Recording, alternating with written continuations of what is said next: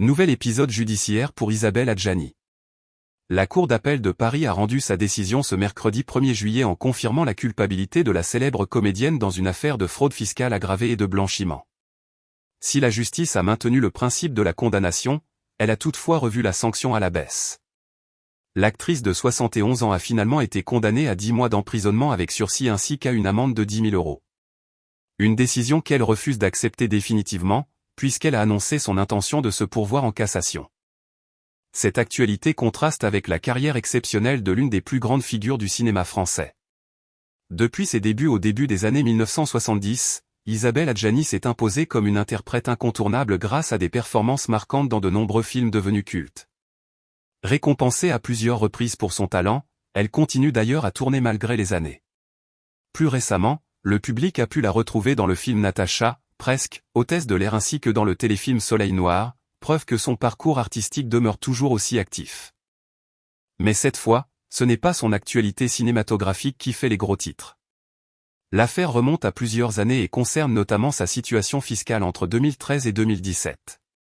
Les magistrats estiment qu'elle aurait déclaré une résidence fictive au Portugal afin de bénéficier d'un régime fiscal plus avantageux. Il lui reproche également d'avoir présenté une importante donation comme un prêt et d'avoir fait transiter une somme d'argent par les États-Unis dans des conditions jugées irrégulières. La décision de la Cour d'appel représente néanmoins un allègement très important par rapport au jugement rendu en première instance. En décembre 2023, Isabelle Adjani avait été condamnée à 2 ans de prison avec sursis et à une amende de 250 000 €.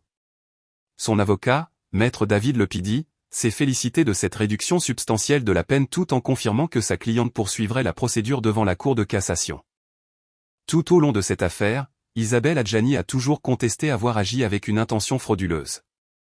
Elle s'est décrite comme une personne totalement dépassée par les démarches administratives, allant jusqu'à reconnaître publiquement qu'elle n'avait jamais rempli elle-même une déclaration d'impôt. L'actrice affirme avoir fait confiance à des conseillers fiscaux qui lui avaient assuré prendre en main la gestion de ses affaires. Lors de son procès en appel, elle s'était présentée comme la victime de plusieurs escroqueries successives, estimant être aujourd'hui sanctionnée alors qu'elle aurait elle-même été trompée.